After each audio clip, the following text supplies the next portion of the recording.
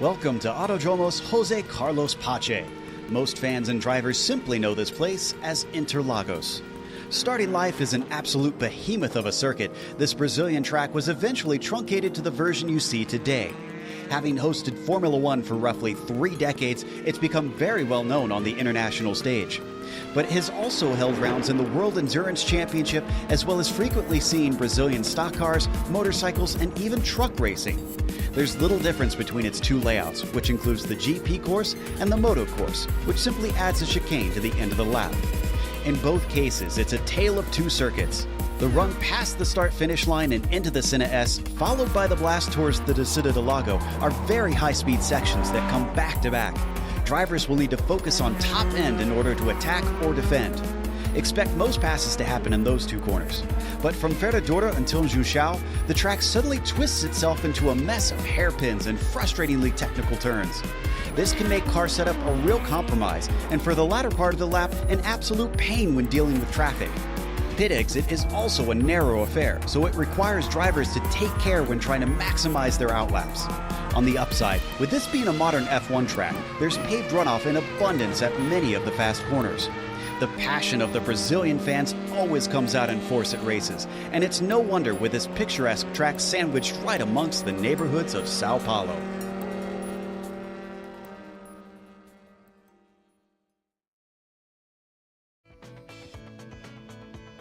Well, Joey, there's no rain to worry about, but it's still going to be a difficult track for the drivers here.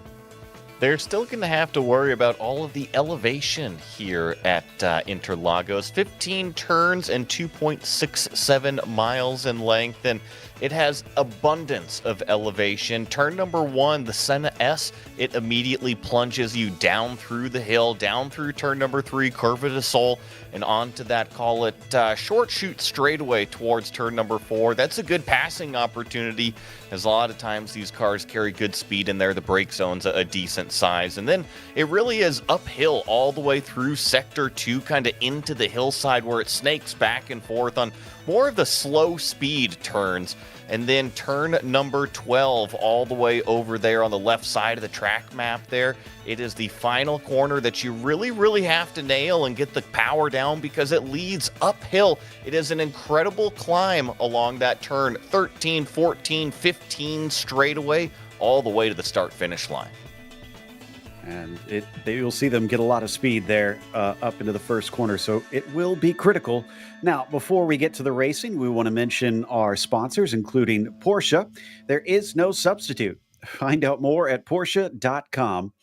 And Top Gun MG, helping financial advisors be the best of the best. Contact them today at TopGunMG.com. That is TopGunMG.com. Now, we have our 2 championships that are being fought for. First is the GTP Championship. Dustin Hiroter currently leading up at the top by 2 points that is, I don't believe the correct points that we've got there. It should be BJ Fulton who is up on this one. He's leading by 122 points right now.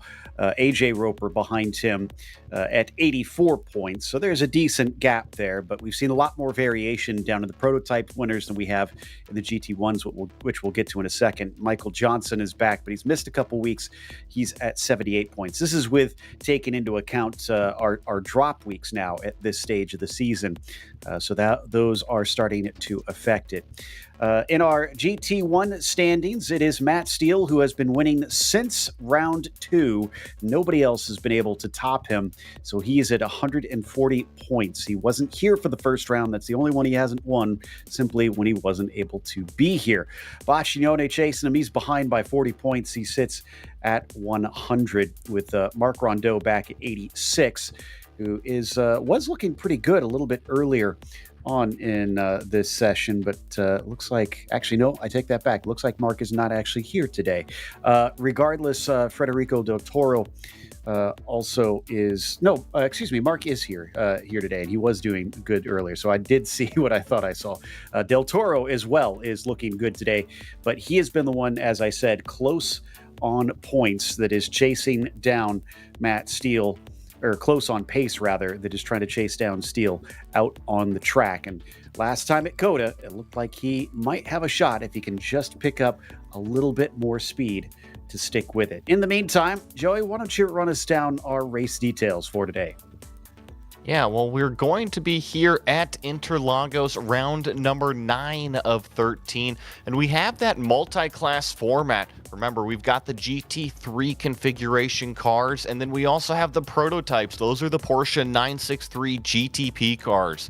A 30-minute race, and the drivers are in a qualifying session right now that is also 30 minutes in length.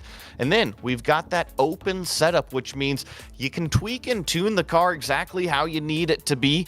Open up that garage tab and kind of maybe even go out there and get a setup for each one of these tracks. It's free to kind of change and make sure it drives exactly how you need here in Brazil. Right now, of the drivers out on track during qualifying, Matt Steele is driving the best of them at Brazil. Federico Del Toro was ahead of him for much of this session, but Matt has put it up at the top just recently. So the 27 now down by 0.3 of a second. Meanwhile, if we look at the GTPs, BJ Fulton is our quickest, but Michael Johnson really seems to have been putting in the work today. He put in a lot of practice laps, Joey, and it's paying off. He's on the front row. He's looking pretty good so far, and he's just narrowly on that front row there. You see how close that Dylan Scott is also. I think there's only about 23 1,000ths separating second and third place. You see there's about a minute and 15 seconds, call it, left in qualifying. And with the open qualifying, as long as you're able to start a new lap before that checkered flag actually falls, you're able to complete that lap. Right now, Johnson gets shuffled back to third after Heindel jumps up there to P2. BJ Fulton with the quickest lap of a 21.5, but he has parked it, so he's probably done at this stage. He won't be able to get out and complete a lap from here. Let's see who's going to be the last one across the line to start that lap before we get the drivers seeing the checkered flag. Dylan Scott looks like he might be amongst them. Michael Johnson just going across right now, but Scott will follow him, waiting to see if he improves. Looks like he will not. And then we've got Jeffrey Schulem and Mark Rondeau getting ready to go by us, and I think they're going to get across just in time before Federico Del Toro might be the first driver to take the checkered flag. It's going to be tight because we're about 8 seconds left on the clock, and again, he has to make up 0.3 of a second to get to the pole in the GT1 class. He'll cross with just enough time to take another lap around, but he does not take it. He parks the car, and he stays in P2. Yeah, I was just going to give that update on that GT class. Matt Steele, your provisional pole sitter as we continue to watch Michael Johnson. And with Del Toro's lap right there, that should pretty much secure the pole to that number 4 car. So 7 wins in a row. It looks like he is going to start from the front of the field in that GT class. Michael Johnson has actually just kind of been slipped down to what is third place. Dustin Heindel, I saw, put in that lap right there. So it's moved Michael Johnson down to third, Dylan Scott down to fourth, and he's going to try to gain it back right now. Yep, he'll come to the line as he just tries to shorten that little kink at the very end of it as much as he can, but no, he cannot get it down. another 11 thousandths. He'll stay in third. Still, that's a very good qualifying for Michael Johnson today. The question is, can he back it up in the race itself? Anybody else able to finish? I see Jeffrey Shulam out there, and I think he might be our last car. No, Dustin Heindel will come in behind him. Shulam sits in fourth, and he'll cross the line now. Is that going to be an improvement? 34.3. That's a no for him. He'll stay put where he is. Dustin Heindel going to try to take the pole away from BJ Fulton, but no. He went off course somewhere, and that is a deleted lap. So that's the last of our qualifying drivers. And curiously, AJ Roper, who at first was incredibly fast today, seems to have had some sort of connection issue. And I haven't seen him reconnect since. That'd be a real shame because he put himself into fifth, and his pace overall seems to show that he could be up for a podium today. Yeah, I kind of noticed that as well, just in that chat window. I think it's a packet loss over here, and he was only able to complete 10 laps in those prototypes. Most of the prototypes were doing, call it 15 to 20 laps in qualifying. So maybe this little bit of a grid timer gives him about 2 more minutes to log in. We'll have to see that notification soon, or else that is going to be it. Here is your starting grid. BJ Fulton on the top spot with Dustin Heindel starting in P2. Then it's Michael Johnson in third as Dylan Scott starts in fourth. From there, AJ Roper is in P5, as I mentioned. Michael Bolton will start from sixth. Will Castillo in the seventh position. And Ian Roche rounds out your GTP field in eighth. Over to the GT field. Matt Steele, your pole sitter in the number 4 car. Federico Del Toro will join him next to him in row number 1 there. Mark Rondeau starting from the 3rd place with Jeff Shulam in 4th. Doug Boccignone in 5th with Matt Hollander starting in 6th. Larry Haas and John Momeyer round out the 8 cars in that GT1 category. 8 GTPs, 8 GT1s, nice and evenly split amongst them. Should hopefully make traffic a little bit easier with it being well balanced, but traffic could be one of those talking points because this is a circuit, Joey, where once you get to that second half, traffic could be very costly. And the way Sector 2 just kind of snakes back and forth, one exit leads into the next entry. If you're not careful, especially with that multi-class traffic that you were kind of leaning into there, you can definitely kind of find yourself into the back of a slower car. You're going to have to kind of keep your head on a swivel if you're in one of those GT1 category cars, and maybe have a little bit of give and take if you're in one of the prototypes today. As you can see, we still have an open spot for AJ Roper and just a few seconds to go. It looks like if he does start this race, he's going to have to start from pit lane. So real disappointing for him. Now, if we wind up getting a caution flag on the first lap, that could help him if he is able to join between now and the green. And the way that they get that caution flag is if too many incident points are accrued, and that is irregardless of the whether the incident points are due to contact or off tracks. And they do have a couple spots here where they can go off into paved runoff, but it's nothing like quite what we saw at COTA 2 weeks ago, Joey. No, and I think the elevation can kind of carry the car if you do have an off track into some of these tire walls or guardrails, depending on where you're at. You don't really get the sense of how up and down this racetrack is. In some of these camera angles, it kind of shows it, but it really is built into the hillside over here. Start-finish is the top of the racetrack, and pretty much right here is one of the lowest parts on the circuit. Yeah, it's definitely got kind of a natural valley going on in the middle of it from that front stretch where it's one of the highest parts of the track. Actually, I think it is the highest part of the track there, coming up into the Senna S before it dips down into the rest of the circuit. This is where it climbs up to that portion, coming past this those boxes and onto the main straight. Obviously, this is a slightly older version before they updated that pit entry, so If you're wondering why it looks somewhat different, that is why. I believe this scan is from 2012 or 2013, somewhere around there. Looks like the pace car is going to now release BJ Fulton as he takes control, and the green flag is out immediately. Does not have to wait at all. He doesn't get the greatest of starts. Michael Johnson does, and he's thinking about 3 wide, looking up the middle, seeing if he could take the lead away, and he's past our pole sitter. He's past second place. Michael Johnson is your new leader. That was an amazing move from, oh, and then we got problems there in the Senna S in both categories. That was a little bit further in the back of the field. That's Dustin Heindel as well as Jeff Schulam having issues the first time down the hill. And it looks like Schulam's incident was not related to the spin from what I could tell.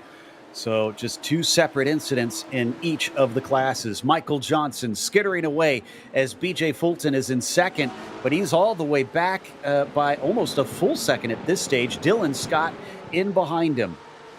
Yeah, and this is that GT1 category. Matt Steele started from pole position. He is in the lead right now. Mark Rondeau, he has slid into that second spot, though, so he took away that position from Federico Del Toro.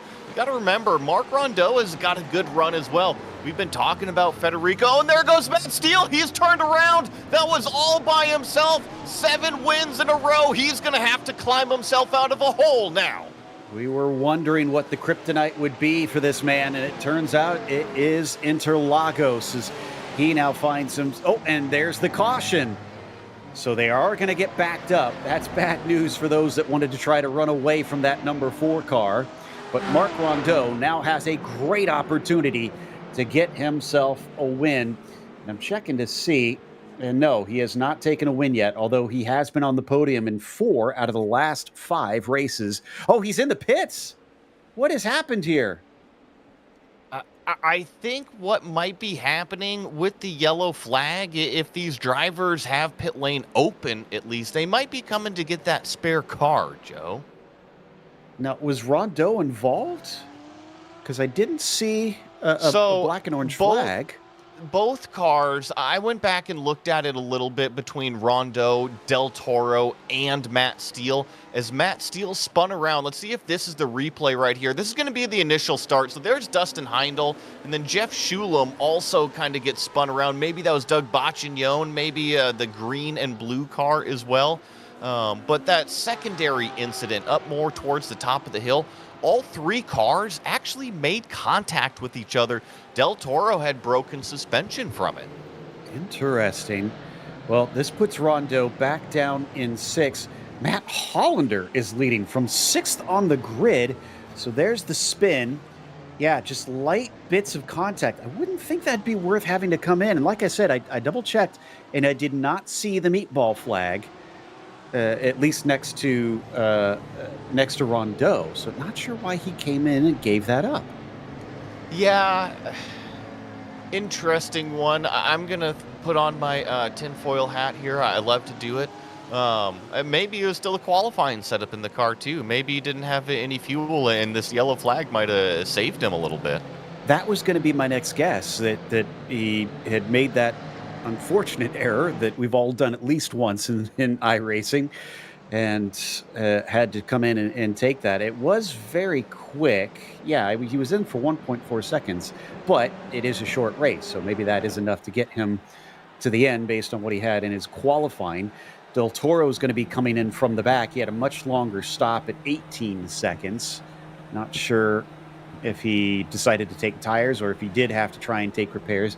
And BJ Fulton is making like he is going to come down pit lane, but it looks like he's just maybe trying to psych some people out. So with these yellow flags typically at the beginning of the race, it's a 30-minute timed race, and because the yellow flags take a little while, that last lap was, call it, about 2 minutes and 40 seconds. We'll get going next time by, but that comes out to be, what, about a 22-minute race, a 22-minute sprint from here on out.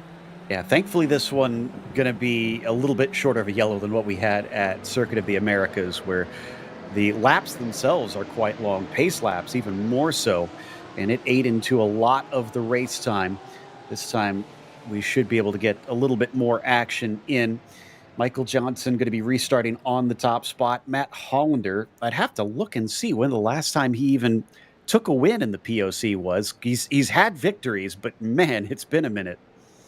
It's a great position to be in. Same thing with Boccignone. And Doug, I think, is probably looking for this opportunity. He really had a great beginning half of the season, and he's competed in all the races, but he has not been on the podium the past few events. So I think that if he can translate this early track position into a good podium result, might help him in that championship effort of his. Yeah, unfortunately, from the info I've got, which only goes back so many seasons, I don't see a victory. So it's been at least since 2022 at the earliest, from what I can tell, for Matt Hollander that he's been on the top step. As we watch them come into the infield now, so it's not too long before we get this one restarted. And this should be single file, so hopefully we shouldn't have similar issues down into turn one that we had last time. I think to kind of set the stage in this GT1 category, I've got my eye on the driver that we're riding on board with, looking at right there, that pink Roxy number 4 of Matt Steele. See if he can recover from that early spin. It was a self-inflicted spin. He did not get hit from the back end, and I do see nose damage still on the front of that car. How much is that going to affect the pace on it? Good question. And for all we've been talking about Rondeau and Del Toro, because those are the two that have looked quick enough in this race, remember that it's Boccignone is the only other driver to have won this season in the GT1s.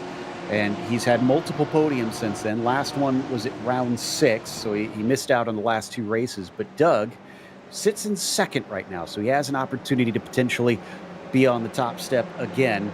But that's assuming that Matt Steele doesn't get by here very quickly, because he'll have about 2/3 of the race to try and make it stick. And he restarts in 4th, so not as many cars to pass as maybe he feared after that incident. Pace car should be ducking away. There it goes. Michael Johnson going to be in the reverse situation. He's the one in control now. Green flag is out. Will BJ Fulton be able to return the favor down into the Senna S? He's going to look to the inside as they come up to the braking, but he's not quite close enough, and he's got to watch out for Dylan Scott, who's around his outside. Oh my goodness, that was 3 wide again into turn number 1, and now it's still side by side for what is 3rd place between Castillo and Scott going down this short chute straightaway. This is a good braking zone. I think the racing line's going to have the advantage, and sure enough, there they all go around the outside. Still a harsh battle in the mid-pack. You can see Will Castillo still fighting hard with Heindel Roche and Bolton in that group. They've got Dylan Scott just in front of him. Heindel still side by side through Ferradura as they come down to the braking of the infield section. We go wheel to wheel between Roche and Bolton, neither willing to give way as they stay side by side. And we had more problems. Matt Steele, your championship leader, found himself in the guardrail again. There's a big lockup from Ian Roche just into the side a little bit, but they get away with that side pod contact. Remember, you do have fenders on these cars. They can kind of lean into each other a little bit, but if you push too hard, you can get damage. I went back and checked. There was actually some contact with Larry Haas, it looks like, that Steele had. So he's now back at square one again with quite a gap. It looks like roughly 10 seconds to make up to get to Matt Hollander, if I'm reading the timing and scoring correctly, while Johnson runs away up at the front, looking for his first win this season since round 4. And Ian Roche just got into Dustin Heindel right there into the Senna S as Mark Rondeau goes around the outside of Larry Haas. He can't get the car stopped, though, out into the grass. He's actually going to give up not only the position back to Larry Haas, but Federico Del Toro got by for 4th place as well. Yep, that was an unfortunate mistake. Here is what happened to Matt Steele. And there's Larry Haas in the green and yellow. They touched once and then twice even as they came together on the second apex. And that may have been Del Toro with another avoiding action trying to go around the spinning mat. Yeah, and I think I saw Jeff Shulam in the background getting spun around as well. Things have definitely been a little bit on the intense side here. Doesn't matter if you're in the prototypes. Oh my goodness, Bacchignon is now off. You saw Del Toro almost get a punt from Larry Haas, and there goes Mark Rondeau also taking advantage. So it's a bit of a who's who at the front of the field right now. I mean, absolute chaos in the GT1 pack, and we haven't met the traffic yet. This is going to be insanity when we get around. And poor Matt Steele has gone from Man of Steel to floor mat, unfortunately, in this race, and having to do a lot of work. BJ Fulton, in the meantime, has regained on Michael Johnson. It's down to 0.3 of a second. The race is on for the overall lead. See if he can kind of continue to close that gap a little bit, or maybe if Michael Johnson can kind of stabilize. One thing's for sure, he needs to stabilize that internet connection. He was blinking out a little bit going up towards the top of the hill. I'm sure that he probably notices that as well. Probably a little bit of lag in those screens. BJ Fulton, though, he smells blood in the water when he sees that. Indeed, he does. He wants back up at the top. He's taken 3 wins out of the last 4 races, so he's on quite a streak of his own. He leads the points. He doesn't want to give Michael anything at this stage that he could reel him in with in the final few races of the season. On to the main straight away. All of them trying to get that throttle down as soon as they possibly can, and no DRS in these cars to help them along this stretch. I'm pretty impressed at that 3rd and 4th place car, Dylan Scott and Will Castillo. It seems like they've really closed in that gap. So now I call it a 4-car battle for the lead, as BJ Fulton is even closer to the back end of Michael Johnson. He's close enough that he's going to use the slipstream right here. Let's see if Michael goes defensive down to the inside. No, he's going to leave the door open for BJ. He takes a look down to the inside. Michael Johnson shuts the door and keeps it on the racetrack. Wow, real confidence in his braking, not covering him off at all, despite how close he was. And it actually worked out. Fulton wasn't able to get the overlap he needed to challenge him into the Interlagos. But he'll try again later, no doubt, and he'll get some information from that failed attempt. By the way, Matt Hollander is still leading up in our GT1s by about 3 seconds over Federico Del Toro. Last lap, Federico went a 134. And Hollander was a 135. So Federico is running him down right now. And remember, Federico was one of those cars that was caught up in that first lap incident and then came down pit road.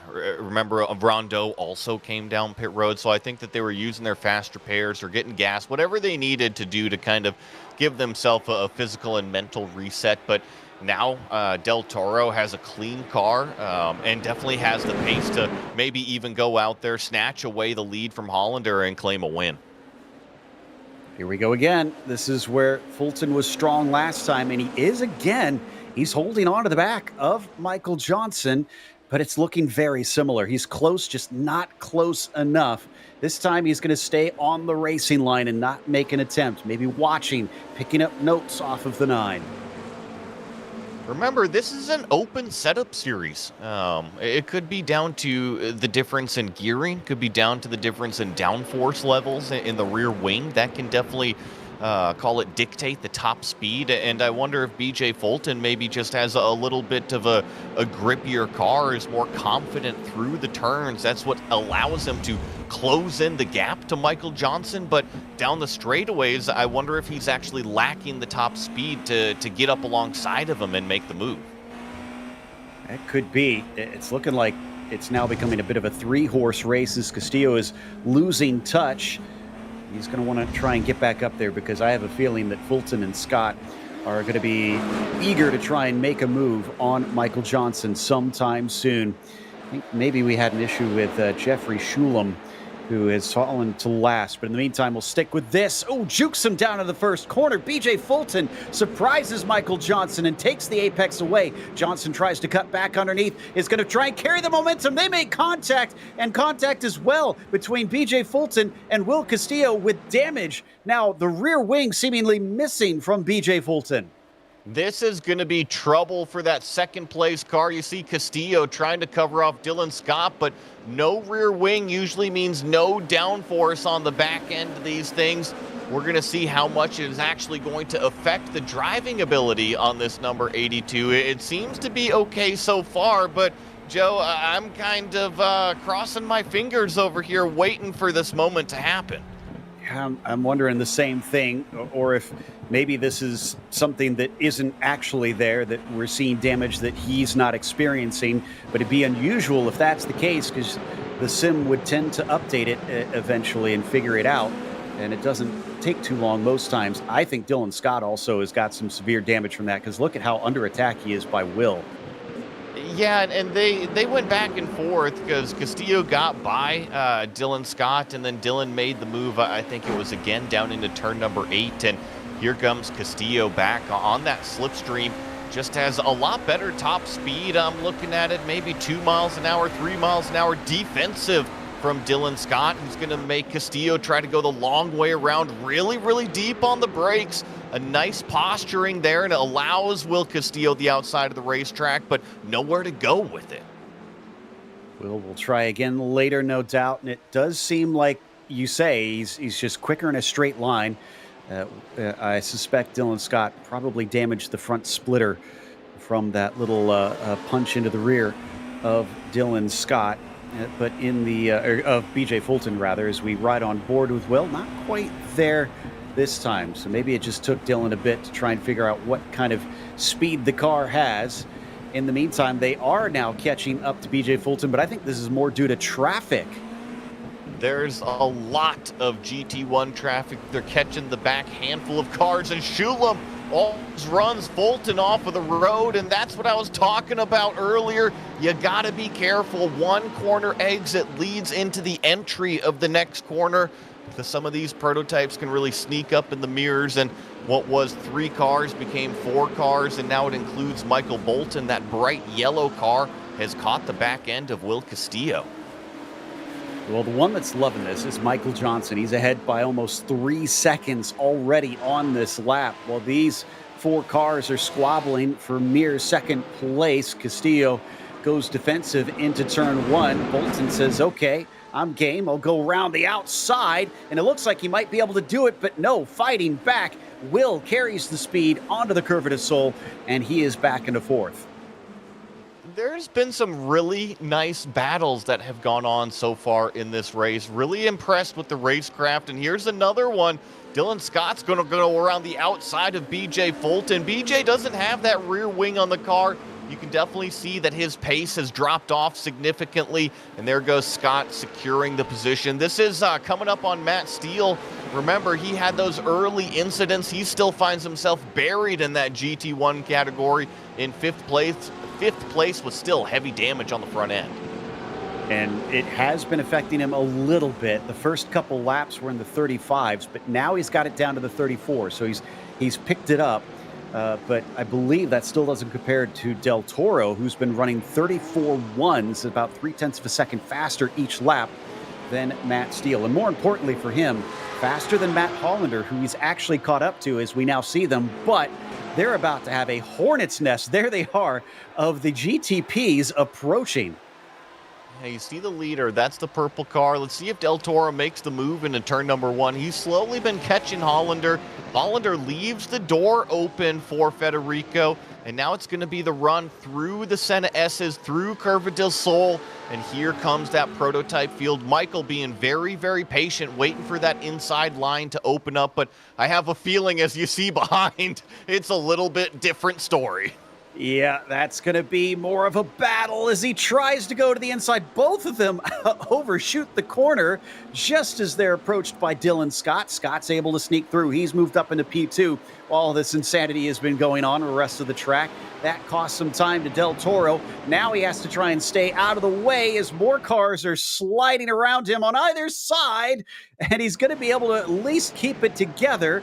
But it's looking like it is costly as Matt Hollander once again puts distance between himself and the 27. And BJ Fulton definitely went for a ride on the outside of the racetrack. I think that He is struggling to really hang on to that number 82 car right now, and Del Toro's actually done a pretty good job because this lap has just been absolute chaos. It's really separated himself from Matt Hollander, but you just got to take a deep breath, know that you got the pace to go back up there and claw it back. It's only about 2 seconds or so. It's not over, but remember, this is a short race that's been made even shorter with about 10 minutes left to go. They'll cross the line once again, and they'll only have just a few laps left in this race. Johnson still leads by about 2.5 seconds. Del Toro is behind Hollander, our leader in the GT1s, by a little over 2 seconds. And they'll hit the Retta Oposta once again, with most of the GTPs now having passed. Oh, big snap of oversteer there for BJ Fulton. He's just really, really hanging on to this car. But talk about a shakeup in this race with the points championship. Both of our points championship leaders having big-time issues, not small issues on the racetrack, and have fallen well down through the order. Definitely a bit of a shocker, almost kind of mirroring what we saw in the real Grand Prix here just this weekend, with numerous amounts of drama throughout the race. The only difference is we don't have any rainfall to help instigate it. This has been down to the drivers making mistakes or just simply racing a little too close. Marc Rondeau is still in third today, still on the podium, and Steele has not caught him. So Del Toro and Rondeau find a good opportunity to try and pull points on Matt Steele, as they've got about 6 seconds over our championship leader. He's been doing a nice job. I think that Rondeau was probably the one that capitalized the most. I think maybe BJ Fulton probably just coming in, getting a fast repair. It didn't seem like the damage was that bad in terms of pace when he first got it, but as the laps went on, it just kind of seemed to get more and more unmanageable. Yeah, the car was doing much better than I thought it would. Almost felt like he was driving the old Alpine before they had put the rear wing on that thing. But Will Castillo here fancies his chances to get back onto the podium. Michael Bolton has since overtaken him, but the 14, we saw a little flash of the lights as he indicates he wants to try and have a little bit of a disagreement here with the 127. I'm going to grab my tinfoil hat again that I was wearing earlier. I know that Michael Johnson really claimed this one, that he was going to come out here and win, and there was a little bit of that scuffle and really took out BJ Fulton, who was trying to make the pass. Maybe do you think there was some under-the-table cash going on between Michael and Dylan Scott to really make sure that BJ was out of the picture? I mean, that's... You're the racing car driver. Would you be willing to do that behind the scenes? I mean, as long as nobody knew about it, right? It didn't happen. Yeah. We'll find out. We'll see if we can ask around on that one. But I don't know if these guys are willing to go that far. Still, you got a nice little fight brewing because Castillo's within about 0.3 of a second. That's not going to be close enough to try and outbreak Bolton into the Interlagos, but he'll stick with it as they head down to the horseshoe, as the California driver watches for an opening. That bright yellow car, hard to miss in the windscreen. Done a really, really good job. Remember that Bolton had that aggressive move around the outside and maybe just could run away with that third place position, but Castillo has just really stuck with it, has done a nice job to stay consistent lap after lap after lap, and he's still in the slipstream range. All he's got to do is keep hitting consistent corners, and maybe if you start to apply that pressure late in the race here to Michael Bolton, a mistake is all he needs. We'll come back to the battle for the lead in the GT1s. Del Toro has again run down Matt Hollander. Last lap didn't look quite as quick. Remember, these are the GT3 class cars. So they do have a fair bit of downforce, and they can't experience that aero wake as he brakes maybe not as deep as he hoped that he could. He's being held up enough that Marc Rondeau is that third car that you see in line. So this is your top 3 down in this class. And this isn't the first time that Del Toro has caught Hollander. Remember before that chaos with the prototype cars, they kind of went into turn 4 really, really deep, both on defensive lines, and both drove it off the racetrack. So I think that this is shaping up to be Matt Hollander, our current leader, definitely going to take defensive lines, probably get the elbows out. There's only 5 minutes remaining. That means the checkered flag is within grasp. How hard are you going to fight it? You've led the entire race so far. It's right there. Del Toro's been so close in the past, but it's been fighting with Matt Steele. This time, it's with Hollander, who, as I said, has been off of the top step for quite some time. So he's going to want it just as much, but you can see how much Federico wants this one. He was diving that in from miles back. No wonder it didn't work, though. I agree, but that was kind of the same move, and I was going to let it slide the first time.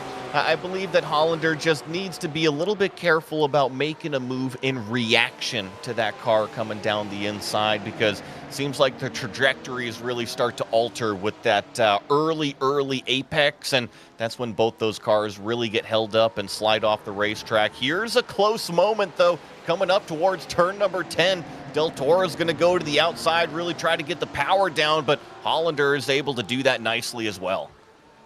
Yeah, I'm impressed with how Matt has been playing defense on this one, positioning his car pretty well in some of these corners where it looks like Federico has an opportunity, but just denying him. The 27 didn't get the run off of the junction that he needed. He might actually be under threat. Rondeau did get the jump off of there. And I know that this is a draft fest, and we'll keep watching this, but I just noticed on my timing screen, the battle for first place overall is only about a half a second. Michael Johnson, who had that gap, is now pretty much evaporated to Dylan Scott as well.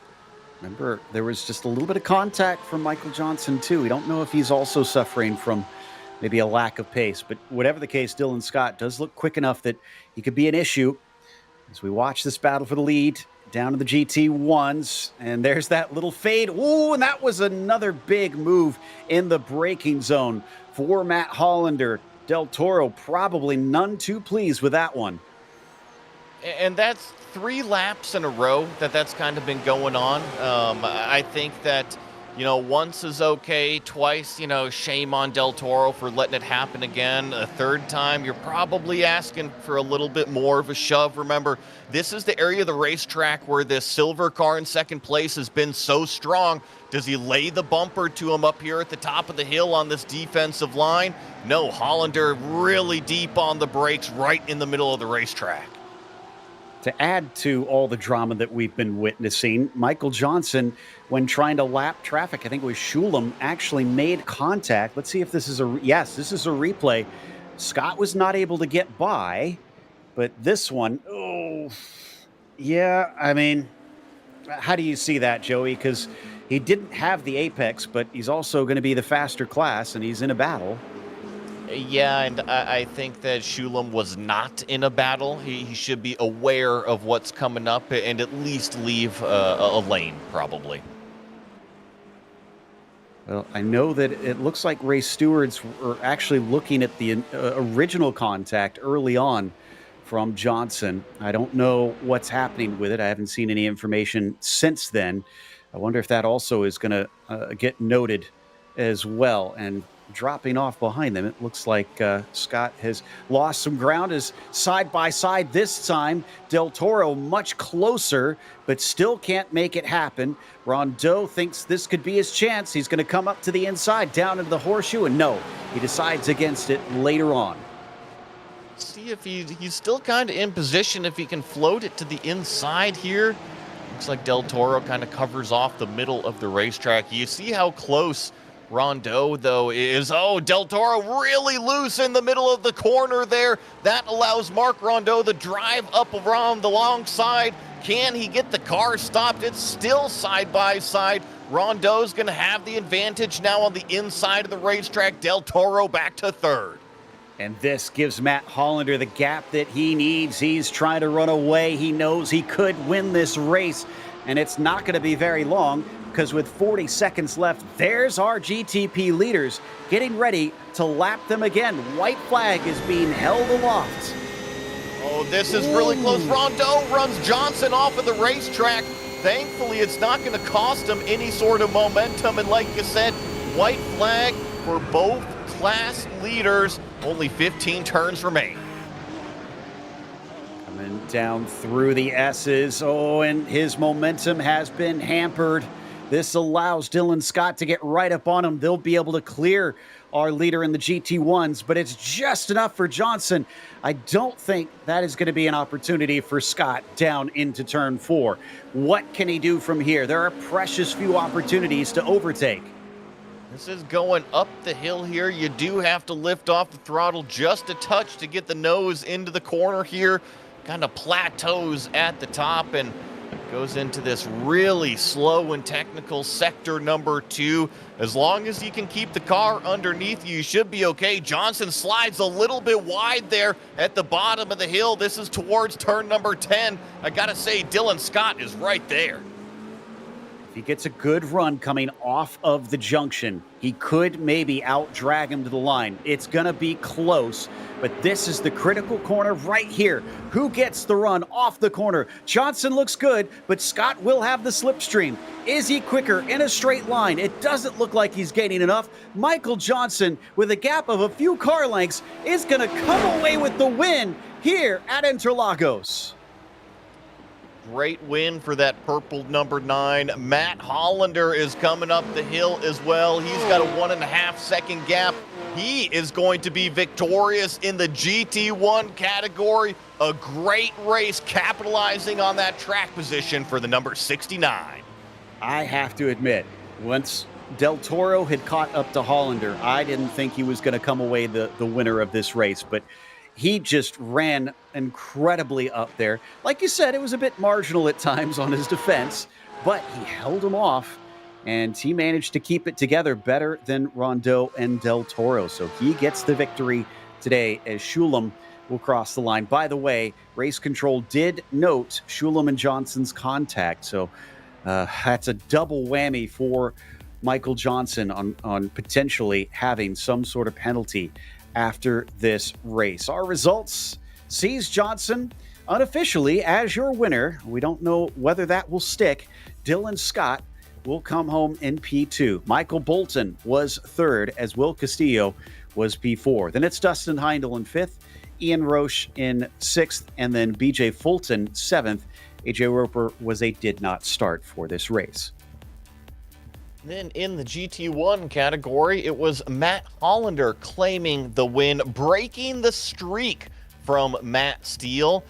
Marc Rondeau is back on the podium as well. A fantastic run makes it, I believe, 4 podiums in a row there for that number 11. Federico Del Toro had a valiant charge, but ultimately kind of slipped to 3rd there late in the race, but stands on the podium. Doug Bacchignone finishes in 4th. There's Matt Steele, your championship leader. Not the night he was hoping for to finish in 5th. Jeff Shulam 6th. Larry Haas in 7th. Yeah, Molmeyer also a did not start for this one. It looks like we've got a couple of our drivers ready to chat, including P2 in the GTP's Dylan Scott. So let's see how his race went from his perspective. Came up just shy by about a quarter of a second on the win. Dylan, it was close there at the end. You had to be biting your nails trying to make it to the line. Yeah, I mean, I had the speed, but getting past when we're so close together. I mean, Michael's a perfectionist driver. There's no doubt about it. So yeah, I mean, it was good fun, good nose to tail. Hopefully entertaining for people to watch. But yeah, one step short.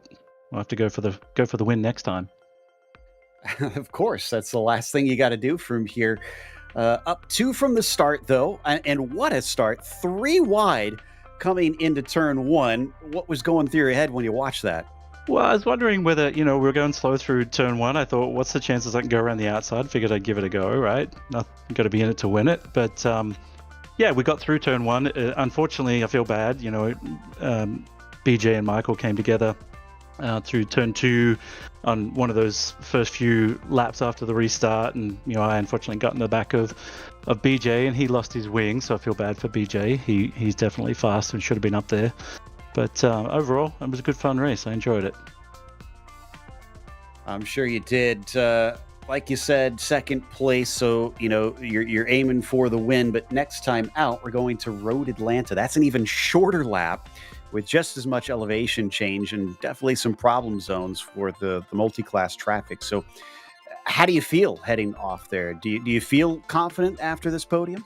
With all the stuff I'm about to move, so I'm not even worried about tonight, let alone next race. So yeah, I'll worry about that when the time comes. I mean, this track was good for side-by-side door racing with Will. I had a great time with him.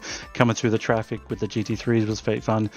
I'll come to that hurdle when we get there in 2 weeks' time. All right. Well, we'll watch out for you. Again, congratulations on P2. Appreciate it. Thanks, guys. Dylan Scott, who is beat to the line by Michael Johnson, I do believe. Joey, who's got that tinfoil hat out and ready, is going to talk to him. Yeah, we've got him here in the commentary booth with us. First of all, Michael Johnson, congratulations on the win. Well, thanks. It was a fun race. I was really looking forward to it until I saw the rain in the F1 race. I was afraid we were going to have it here. And I had not practiced at all with the rain. So fortunately, it stayed dry for the race. And I was able to get through and ultimately make the win. Now, there's a lot of rumors going around in the paddock right now that you might have slipped some cash under the table to take BJ Fulton out of the race. What do you think about that? Was that true or not? Oh no, I was going side. He had made a pass up underneath, and then I think it was an over under. I was actually getting ready to go look at that again, and then we just rubbed doors side by side, and the next thing I know, he was falling back. So he had said something about losing his back wing, and I can't imagine how that would cause you to lose your back wing, but okay, I figured somebody else hit him. I didn't know exactly what happened. So that was the only thing I knew of, is that we had a really good side-by-side there on a repass. I'm just giving you a hard time. That's exactly what happened, Michael, is that Dylan Scott basically got into the back of BJ when you guys kind of got checked up next to each other right there, and that's what took off the rear wing. But to focus more on you and the win, did you think that Dylan was maybe a threat there at the end? It seemed like you had a little bit more top speed. He was definitely a threat, and then at the end, I had timed it out to where I could go to just full attack mode the whole time. And I think I finished with about 2% battery. So it was using it every time I hit the throttle. And I think Dylan probably used it to catch up to me, because I did a little bit of regen, because I knew I was going to need it. So I did a little bit of build on the battery. And then as he was about 1.6, 1.4 off my tail, I popped it back into a balance mode and then waited for that 5-minute call, because I knew from 5 minutes, all I had to do at that point, pop it into attack, and I could stay in attack till the end. Smart strategy over there. Is there anybody you want to give a shout out to while you're still in here? Oh, of course. There's, of course, all the sponsors. There's Fix Vodka, T-Mobile for Business, all the standard ones. There's, oh gosh, who else is there? There's, I told you about Fix. There's Sugar Studios LA. There's, all the ones that are on the car, they should all be there. Truffle Shuffle, of course, my favorite. Those guys are awesome. And, of course, POC, you guys, and all the guys who race week in, week out. Well, thank you for coming out and racing, and congrats on that win, Michael. Thank you very much. Well, Joe, he pretty much led the entire race and was a rightful winner today, definitely at Interlagos. That was Michael Johnson. Well, our other winner also led a good majority of the race, although I don't think we expected him to be up at the front at the end of lap 1. Matt, congratulations. Do you know when the last time you won was? Because my stats only go back to the start of 2023, so it's been a minute. Man, Joe, it probably goes back. This wasn't even a win, but I don't know if you remember the battle between Eric Oviatt and I. I think this was like 2020, late season at Road Atlanta. It made iRacing his #1 highlight. But that was the closest I think I've had to a win in this whole series ever. I do remember that one. That was the first thing that came to mind, honestly, when I was trying to dig up and see when you had been at the top step. But you had to work hard for this one. Both Rondo and Del Toro were breathing down your neck. Did you feel any nerves from that? I got to be honest. I mean, I just came back from racing at Chuckwalla with the POC in real life this weekend, and I'm in the run for the championship for the Spec Boxster League. And this weekend was a double points weekend, so there was a lot of things involved. And I was racing against some pro guys, some amateur guys, and had a lot of the battles in the front, battle in the back. So, my mind was already kind of set for having the battles in the back, just being able to defend and drive my line and try to keep a decent race. And there's definitely some defense in there. We're just watching that and how you were doing everything you could to try and keep Del Toro behind you. Does this mean you're going to be back for more of these GT1 races in the latter half of the season? I'd like to. If the schedule allows and time allows, I'd be, delighted to be back. But I do want to give a shout out to Jeff Shulam for that first lap little shunt there. I don't know if that was him over the brakes a little bit too zealous or not. But again, Jeff, if you're listening, I'm sorry. Obviously apologetic. And again, congratulations on the victory today. Go enjoy it, sir. Thanks, Joe. Really appreciate it. And thanks to GSRC and the POC for putting this on. Was Matt Hollander winner in the GT1 class. I believe Joey's going to be talking to Del Toro, who wound up actually P3 instead of P2. Yeah, Federico Del Toro, first, congratulations on the podium. I know it's probably not the win that you were hoping for towards the end of this thing, but still a solid points day for you. Yeah, it was a good race, and I got to learn quite a bit by following Matt and trying to pass him. And like I said, I'm all for learning, and that's what I've been trying to do, depending from Mark and trying to pass Matt. So I got to ask you then, it seemed like Matt was a pretty difficult guy to get around. If you had a redo, would you think about a different move maybe? I'm still learning the moves. So right now, that's all I had. Well, I think you're doing a terrific job. You're keeping up your podium streak over here. I think that's 6 podiums in a row. So whatever you're doing, keep it up out there. And thank you for coming out and racing with us. Is there anybody you want to give a shout out to? Thank you, everybody. Everybody on the group, especially Michael. Michael has been helping me quite a bit. Michael Johnson. And everybody's helping me learn. Well, that is the right attitude to have. Thank you so much for coming out and racing with us. That was Federico Del Toro, your 3rd place finisher here today in the GT1 category. Thank you, guys, and you guys are doing a great job. Thank you very much. They've been giving us such a good package out on track to bring us action and stuff to talk about. It makes the job a little easier for us. But we, of course, want to thank the sponsors as well. Porsche, there is no substitute. Find out more at Porsche.com and Top Gun MG. Contact them today at TopGunMG.com. Thanks to the team as well, Joey, Christian, and Dougie. Make sure to check out our social media, our website, and our merchandise store. And don't forget to subscribe to our YouTube channel so you don't miss a moment. Like we said, next time, 2 weeks from now, we'll be at Road Atlanta. That'll be Monday, November 18th at 10 p.m. Eastern. Be sure to check out our other broadcasts that we have listed here. And until next time, race clean, race hard. We'll see you on the track.